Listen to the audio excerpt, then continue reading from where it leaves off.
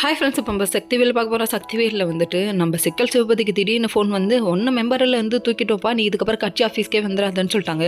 சொன்னதுக்கப்புறமா இவருக்கு நெஞ்சு வலியே வந்துருச்சுங்க. ஏன்னா இவரோட பல நாள் கனவாச்சு அது. அதனால் நெஞ்சு பிடிச்சிட்டு உட்காந்தவர், நான் இதுக்கப்புறம் எதுக்கு உயிரோட இருக்கும், ஏன் உயிரோட இருக்கணும் அப்படின்னு சொல்லி கேள்வி மேலே கேள்வி கேட்குறாரு. செத்த பயிர சாவில் உன்னை யார் சாவு வேணான்னு சொல்கிறது அப்படிங்கிற டைலாக் இவருக்கு போட்டோன்னும் போல்.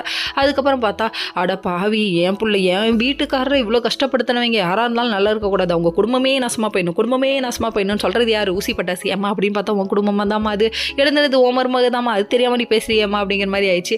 முழுசாக விவரம் தெரியாமல் எழுதி வச்சிருந்த டாப்பிக்கை விசாரிக்காமல் போட்டு விட்டது ரொம்ப தப்புப்பா அப்படிங்கிற மாதிரி ஆயிடுச்சு. அதுக்கப்புறம் பார்த்தா இவங்க சாபம் மேலே சாபம் கொடுக்க இது குற்ற உணர்ச்சியிலேயே ரொம்ப குறுகி போய் உட்காந்துருக்காங்க. நம்ம சக்தி என்ன பண்ணுறதுன்னு தெரியாமல் நொறுங்கி போய் உட்காந்துருக்காங்க. அந்த டைம் பார்த்து நம்ம வேலைன்னு வந்துட்டு, நீ போய் இதை யார் எழுதுனாங்களோ அவங்கள கண்டுபிடிச்சி அவனு சொல்லிட்டு சொல்ல. அதுக்கப்புறம் இவங்களோட பத்திரிக்கை ஆஃபீஸ்க்கு வர ஆரம்பிச்சிட்டாங்க. இங்கே வந்தோடனே நீ வேலை செய்கிற ஆஃபீஸ் தானே, யாருன்னு உனக்கு தெரியாதான்னு கேள்வி கேட்குறாங்க.